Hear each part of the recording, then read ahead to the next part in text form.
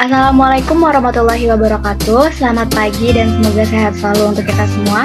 Yang terhormat Bapak Andi Amri, SEME, selaku dosen pengampu mata kuliah pengantar akuntansi, serta teman-teman yang saya banggakan. Di sini kami dari kelompok 8 ingin mempresentasikan dengan sederhana pencatatan transaksi pada UMKM Barbershop Raya. Baik, sebelum memulai presentasi, izinkan saya untuk memperkenalkan diri. Nama saya Elia Salsabila, serta ada dua rekan saya yaitu Fahmi Laila dan Miss Nina Aulia.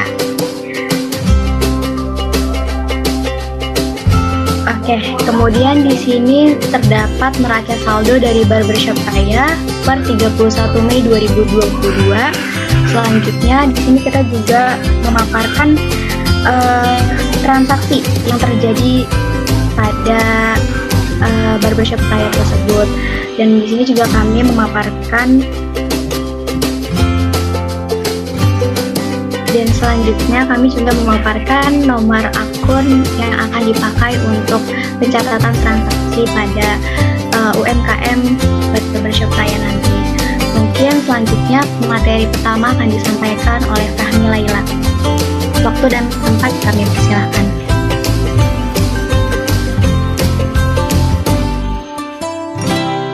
Step pertama itu ada jurnal umum. Kita lihat notes di bawah. Untuk membuat jurnal umum, sesuaikan dengan transaksi yang terjadi. Jadi untuk membuat jurnal umum, kita berpatokan pada transaksi yang ada di sini. Yang pertama, 2 Mei Ali menyetorkan sebesar 3 juta. Karena dia menyetorkan, maka dia menjadi modal. Nah, jadi kasnya itu ada di debit dan modalnya itu di kredit. Terus yang kedua itu 5 Mei dibeli peralatan 200 dengan cek bank syariah. Karena dia beli peralatan, maka peralatannya itu bertambah. Dia ada di debit dan bank syariahnya itu ada di kredit. Terus yang ketiga, 15 Mei dibayar biaya konsumsi sebesar 150 secara tunai. Dia membayar biaya konsumsi, jadi di debit 150.000.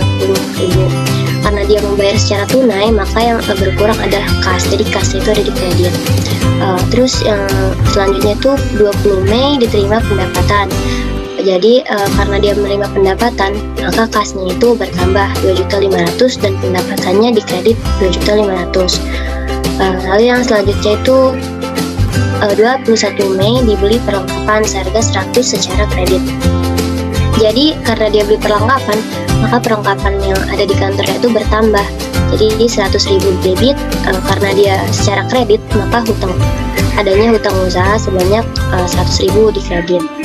Terus yang selanjutnya itu ada tanggal 24 Mei diambil uang untuk keperluan pribadi, disebut juga itu prive, sebesar 1 juta. Privenya itu di debit 1 juta, karena mengambil dari kas, maka kasnya berkurang 1 juta. Selanjutnya itu ada 26 Mei bayar biaya listrik.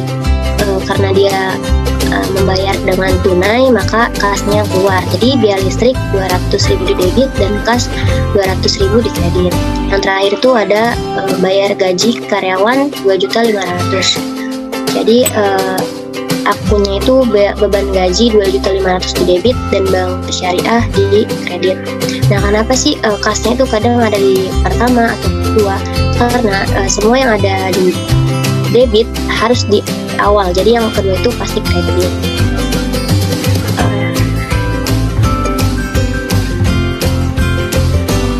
Selanjutnya itu step 2 buku besar.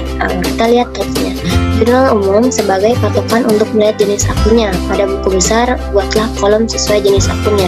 Jadi buku besar itu hanya memindahkan saja dari jurnal umum. Namun memindahkannya ini kolom-kolomnya sesuai dengan nama akunnya. Seperti di sini ada kas, bank syariah, perlengkapan, perawatan, dan lain sebagainya.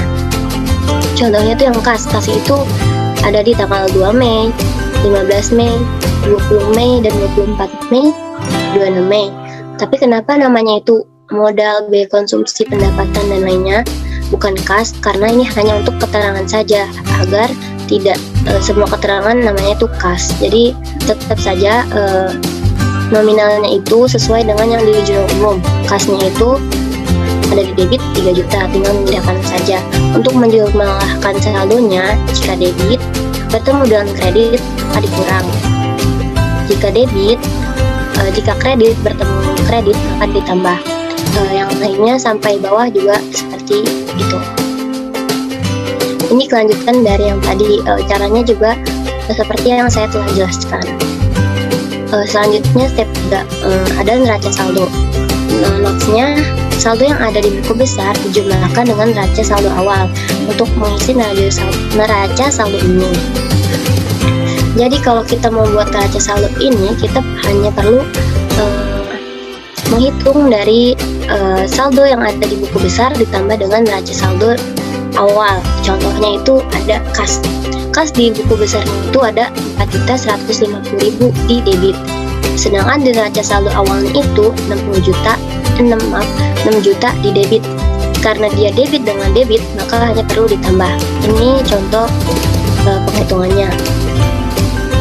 Lalu jawabannya itu 10.150.000, tinggal memindahkan saja di debit. Yang lainnya seperti itu juga, namun kita tetap harus teliti untuk memperhatikan antara debit dan kreditnya. Selanjutnya itu step 4, jurnal penyesuaian. Maksudnya buatlah jurnal penyesuaian dari data di samping, lalu akun yang terjadi lihat pada neraca saldo. Jika belum ada nama akunnya, maka tambahkan di paling bawah. Untuk jurnal penyesuaian ini selalu ada di bawah soal paling bawah. Yang pertama itu biaya gaji belum dibayar. Karena dia biaya gaji, maka dimasukkan akunnya biaya gaji. Karena dia belum dibayar, maka utang gajinya itu muncul. 2 juta di biaya gaji, 2 juta di debit, utang gaji di 2 juta di kredit. Yang kedua itu biaya penyusutan peralatan. Kenapa peralatan itu menyusut? Karena dia tuh termasuk dengan aktiva tetap. Karena aktiva tetap itu menyusut, namanya itu akumulasi penyusutan peralatan. Dengan itu biaya penyusutan peralatan di debit 500 dan akumulasi penyusutan peralatan 500 di kredit. Selanjutnya yang bawah itu sama aja dengan yang kedua. Terus akun-akun yang ada di lingkaran ini harus selalu melihat dari neraca saldo. Contoh biaya gaji sudah ada di neraca saldo, jadi hanya saja tinggal memindahkan. Yang kedua itu utang gaji. Karena utang gaji belum ada di neraca saldo, maka untuk step selanjutnya dia ada di paling bawah.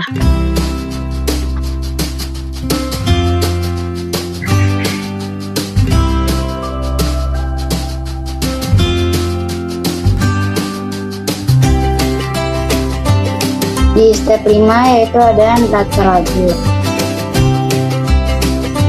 Di sini terdapat beberapa kolom. Yang pertama itu ada neraca saldo, yang kedua ada penyesuaian, yang ketiga ada neraca saldo setelah penyesuaian, yang keempat laba rugi, dan yang kelima itu neraca. Nah, neraca saldo itu hanya memindahkan dari neraca saldo dan jurnal penyesuaian pada step sebelumnya, lalu sesuaikan letak pencatatannya. Seperti nama akun yang pertama itu ada kas, dia masuk ke debit sebesar 10.150.000. Terus yang kedua itu ada nama akun bank syariah, dia masuk ke dalam kredit sebesar 5.200.000. Begitu seterusnya sampai ke bawah.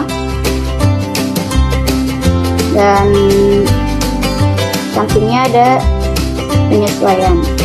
Penyesuaian itu akun sudah masuk semua pada kolom, yaitu dari akun di neraca saldo ditambah jurnal penyesuaian. Contohnya yaitu ada biaya gaji. Biaya gaji masuk ke dalam debit, dan utang gaji masuk ke dalam kredit, dan dijumlahkan hasilnya 2.700.000 dan 2.700.000. Di debit 2.700.000 dan di kredit 2.700.000. Selanjutnya ada neraca saldo setelah penyesuaian. Ini hasil dari hitungan neraca saldo dan jurnal penyesuaian. Jika berlawanan arah maka dikurang, jika sama ditambah. Jika salah satu kosong maka hanya memindahkan. Yang bisa kita lihat di sini, yang pertama itu ada kas, dia masuk ke dalam debit. Terus ada bank syariah, dia masuk ke kredit. Lalu ada perlengkapan, masuk ke kredit. Begitu seterusnya sampai ke bawah dan dijumlahkan. Hasilnya kolom debit dan kredit itu harus sama-sama beres. Selanjutnya di kolom laba rugi, yaitu yang masuk pada laba rugi hanya pendapatan dan biaya. Seperti yang kita lihat, yang pertama itu ada pendapatan yang masuk di kredit. Yang kedua ada biaya gaji yang masuk di debit. Begitu seterusnya sampai ke bawah. Dan di sini debit dan kredit namanya tidak balance.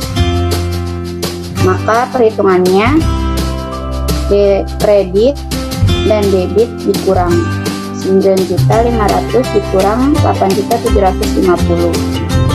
Jadi hasilnya 750, maka ditambahkan dan hasilnya akan balance.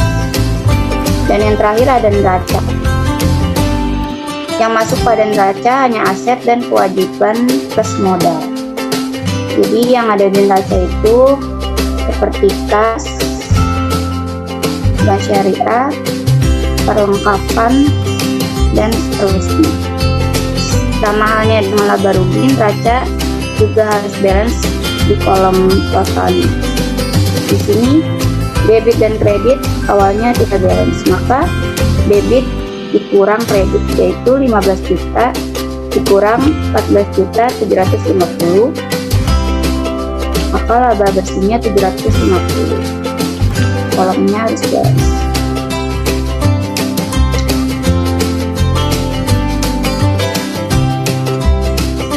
Step selanjutnya yaitu laporan laba rugi. Laporan laba rugi hanya perlu memindahkan dari laba rugi pada neraca lajur step sebelumnya. Ini neraca lajur sebelumnya yang bisa kita lihat. Di sini yang hanya dipindahkan yaitu pendapatan dan biaya. Pendapatan dimasukkan yang sudah dihitung, lalu biaya seperti biaya gaji, biaya listrik, biaya konsumsi, biaya penyusutan peralatan, biaya penyusutan kendaraan, dan semuanya ditotal lalu ditambahkan laba bersih sebesar 750.000.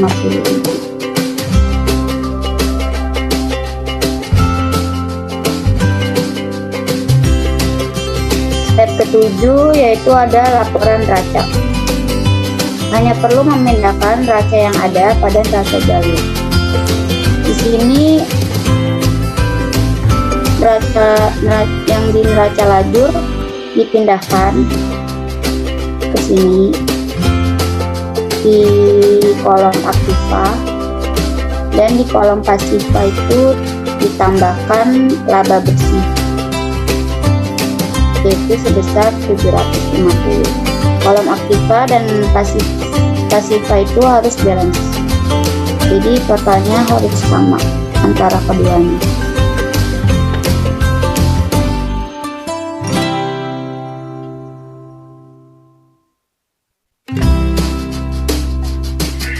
Baik, selanjutnya di sini ada step 8 yaitu laporan perubahan modal.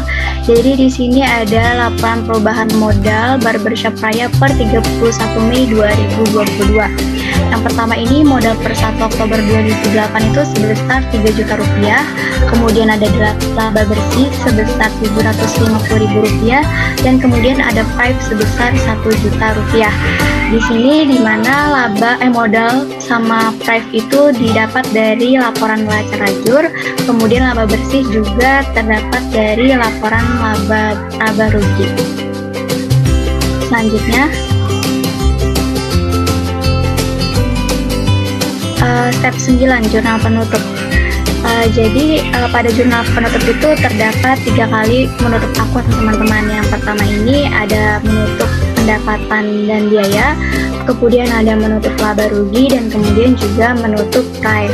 Jadi kenapa ini udah kita lingkarin karena memang sudah ketentuan dari sana kalau ingin menutup sebuah akun itu harus sudah ketentuannya dari sana seperti itu.